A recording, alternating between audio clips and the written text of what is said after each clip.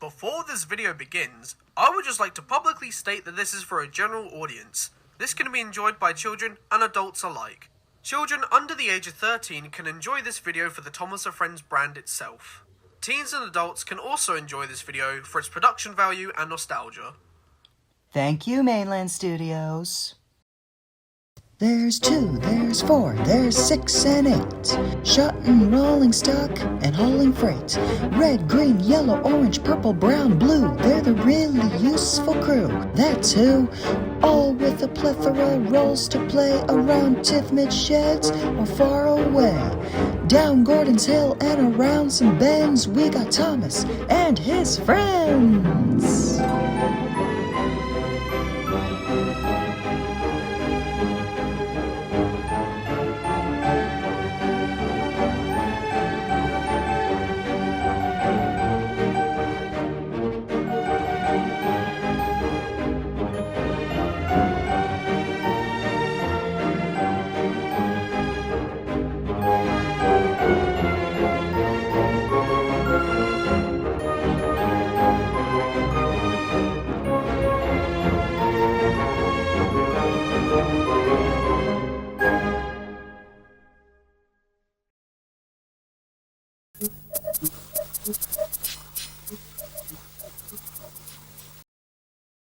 Arthur was in the Sodor Steamworks. Don't you worry, my friend. Your tubes clearing will be an easy fix. That's good news, but who will run my brain slime while I'm being mended? I'm sure Sir Topham Hatt will find a perfect substitute for you, my friend. Meanwhile, along the main line, Fergus was just taking some road supplies to Brendam Docks. Well, shiver me radiator! Fergus! It certainly has been a while since I last saw you, back in 2003. Oh, yes! The time when I used my flywheel to power a generator and save a ship from crashing into a lighthouse. Good times. Felt like last week. Just then, Sir Topham Hatt arrived on Winston. Fergus, there you are. Now then, I have an important job for you. Arthur is being mended at the steamworks, so for the next several days, you'll have to run his branch line along Normanby. Fergus agreed, and Sir Topham Hatt went away. Oh, well, if you're gonna work there, Fergus, then beware of the dragon's breath. Dragon's breath? Ha. Now that is a tale worth telling. A long time ago, way before the railways were built, it was the 11th century, and the Normanby branch had a fishing village and a big lake where the men would go fishing, the women would wash their clothes, and the children would laugh and swim and play with each other in the waters. But they had to be very careful within the lake's water, because something very dangerous lurked beneath the water.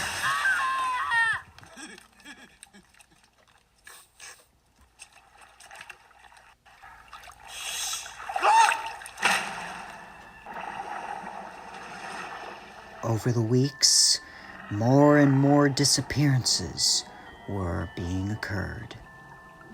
So, everyone decided to see what was in the waters. So they got some bait, and the creature swam for its treat.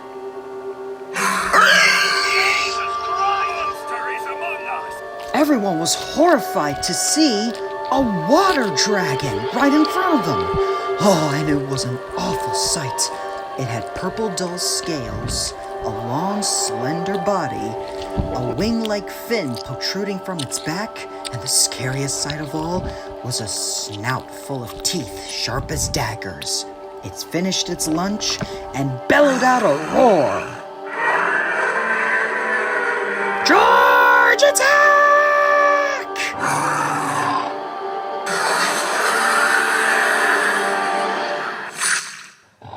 And with its dying breath, the creature was slayed.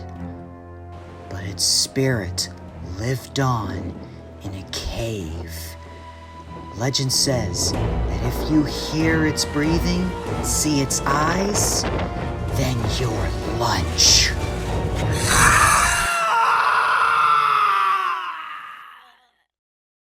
The engines were as silent as their cargo. Even Cranky was quite petrified. Wow, not gonna lie, that was actually the darkest, most mature story I have ever heard. Soon James arrived with the passenger train. Hi, Fergus. Follow me and I'll take you to the Normanby branch.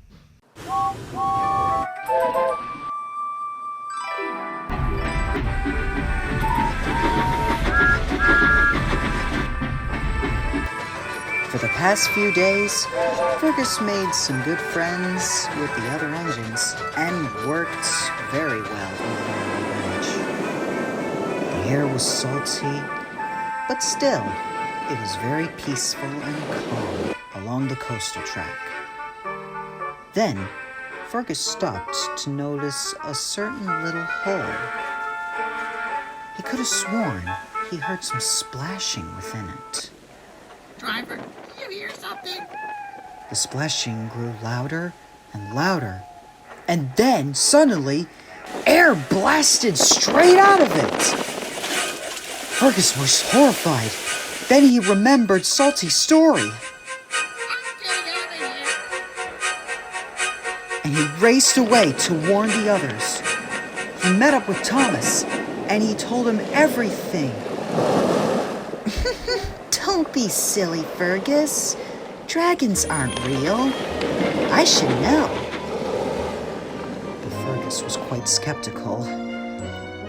Thomas was just taking his afternoon passengers when he noticed what Fergus mentioned. Similar splashing and big air blasting out. Cinders and ashes! Maybe Fergus was right. Dragons are real. I have to warn the others. And that's exactly what Thomas did. First, he met up with Percy at the Coldy Fell Railway. He pulled up next to his best friend and told him everything. Percy was horrified and panicked away to warn the others. At Croven's gate, James was dropping off some passengers when Percy ran up and told him what Thomas was told from Fergus. James just scoffed. And being a smart engine, he went right to the source of the problem. He found Fergus at the fishing village at Normanby. So, let me get this straight. Percy heard from Thomas, and Thomas heard from you that there's a water dragon? Yes, I heard it snore. Let's go. Follow me. Fergus took James to the site of where he saw the air blasting and splashing. And then another horrific sight was seen. A dragon. James was prepared to see what it looked like a little lizard. That's your dragon? A little lizard? That creature can't even hurt a baby. Just then, an awful thought came to Fergus. If that was a baby, then that means in the little cave lived the parents. The creature splashed and blew air. Okay, perhaps you've made a point. We must warn everyone. And James raced away to warn the citizens of Normanby. Leave the beach! There's a monster! Arthur, who just got out of the works, came to see the commotion. Monster? What's all this then? Follow me and I'll show you. and James brought Arthur to the source of the problem. Fergus heard it from that hole by the tracks. Arthur examined the hole, and then he just smiled and explained everything. Oh, that's Blowhole Rock.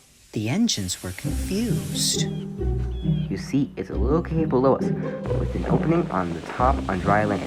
And when the waves crash into the cave, they push air and bits of water out of the hole, like a blowhole on a dolphin or whale.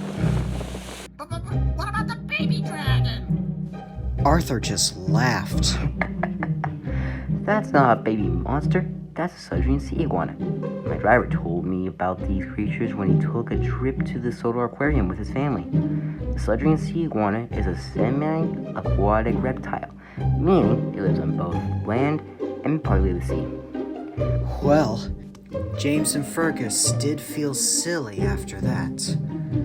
But eventually, it was a learning lesson, and all three engines had a good laugh. And so, there was no monster at all, and the Normandy branch was back running to normal. And the Sudrian sea iguana lived peacefully along the waters. Although speaking of waters, you must know that every ocean around the world is 95% unexplored. So there might be something else.